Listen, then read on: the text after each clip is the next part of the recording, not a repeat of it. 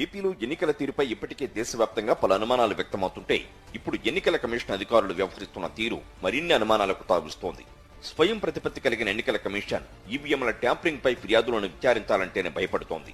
EC భయపడటమే కాక విచారణ కోరిన వైఎస్ఆర్సీపీ నేతలపై ఒత్తిడి తీసుకురావడం విశేషం.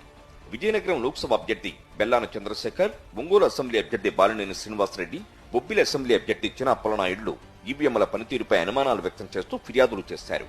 వీటిపై ఈవీఎం తయారీదారులను రప్పించి ఈసీ విచారణ జరపాల్సి ఉంది.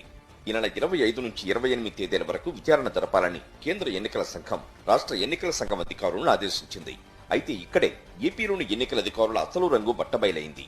చెప్తే నాకు అయితే ఫోన్ చేశారు, అధికారులు ఫోన్ చేసి, ఏమండి మీరు ఇలాగ రీకౌంటింగ్ దీని గురించి మీరు పెట్టుకున్నారు, ఇలాగ బ్యాటరీ దీని గురించి మీరు పెట్టారు కనుక దానికి సంబంధించినంత వరకు కూడా అంతా కూడా దాంట్లో పెద్దగా ఏం రిజల్ట్ ఏమి ఉండదు కనుక మీరు విత్డ్రా చేసుకుంటారా అని అడగడం జరిగింది.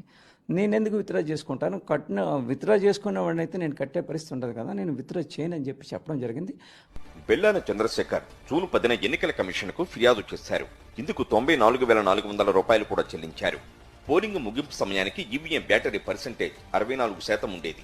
45 రోజుల తర్వాత కౌంటింగ్ కేంద్రానికి వచ్చేసరికి బ్యాటరీ పర్సెంటేజ్ 99% పెరిగింది.